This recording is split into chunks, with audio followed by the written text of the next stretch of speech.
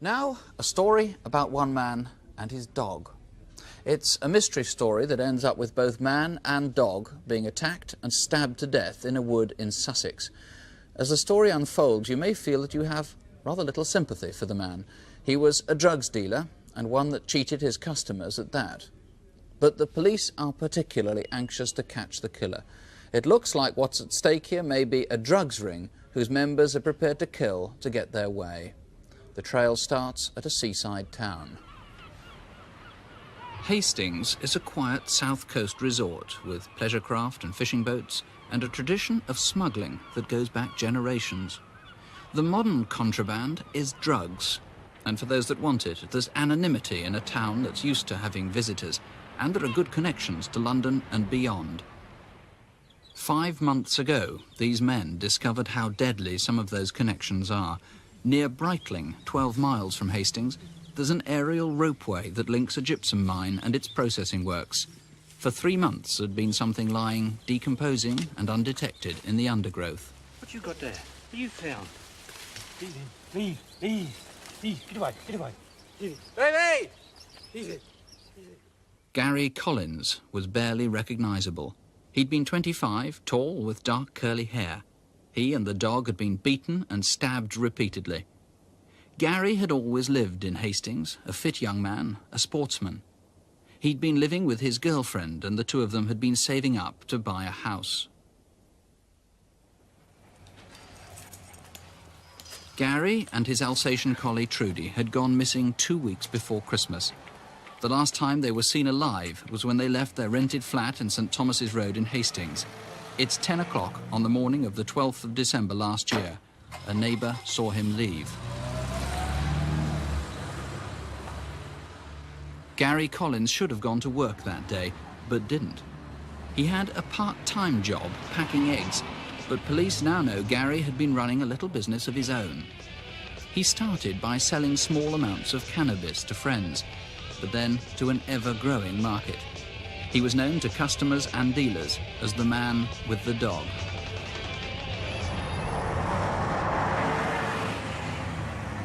The two of them had been frequent visitors to London in the year before they died. Several of Gary's associates have helped police to build up a picture of his growing trade in drugs.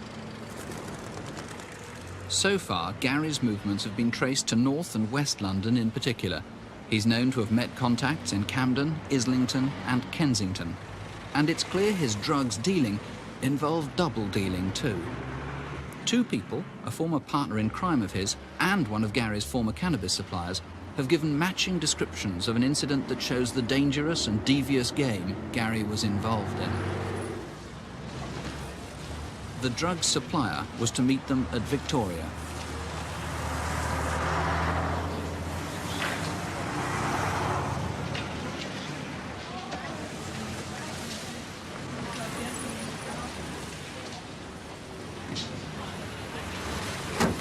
Get it all?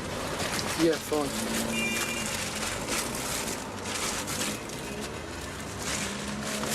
I'll put this in the boot. Yeah. You got a fag? You have one of these, you want one?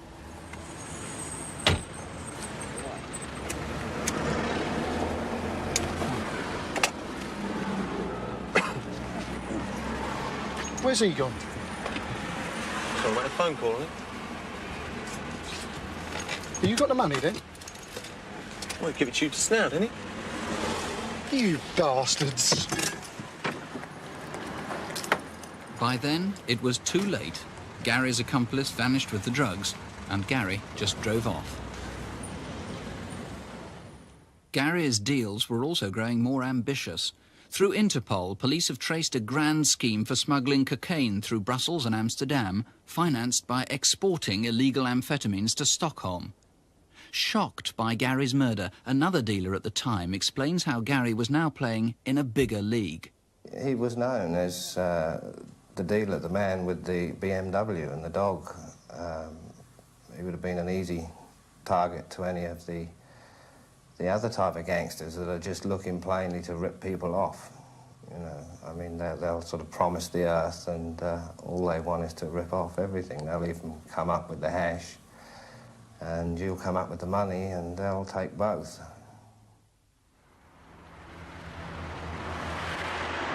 What happened in the last few hours of Gary's life is still not known.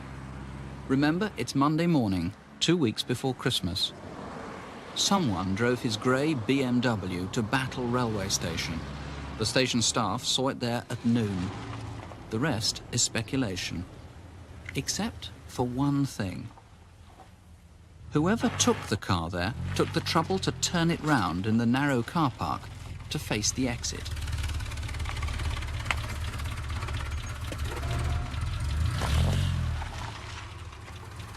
Perhaps Gary drove it there himself.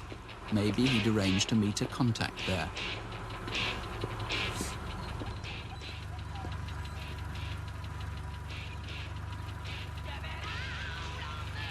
Curiously, though Gary was meticulous about his BMW, the car was left unlocked.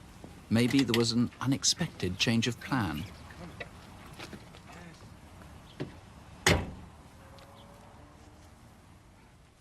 Or maybe Gary met someone at Battle Station from a London or Hastings train, and perhaps they drove off together, and the car was later taken back there after Gary's death.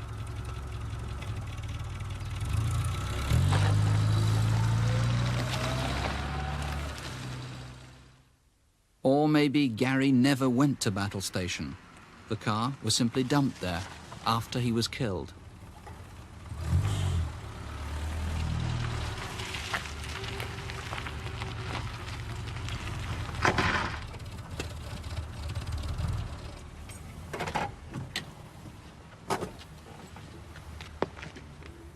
Whatever happened at the station, somehow, presumably with someone, Gary went to the secluded woods by the Gyptian Mine near Brightling. With him, as almost always, was his dog.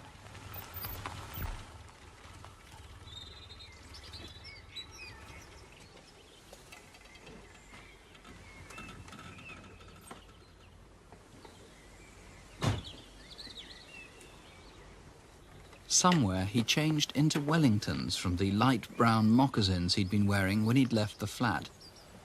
The moccasins are an important clue. They haven't yet been found. It's fairly certain from forensic evidence that Gary was alive when he arrived at the woods near Brightling. Maybe he was forced there. Maybe he was going to retrieve some hidden drugs or money. On Monday, December the 12th last year, Gary Collins and Trudy went on their last walk together.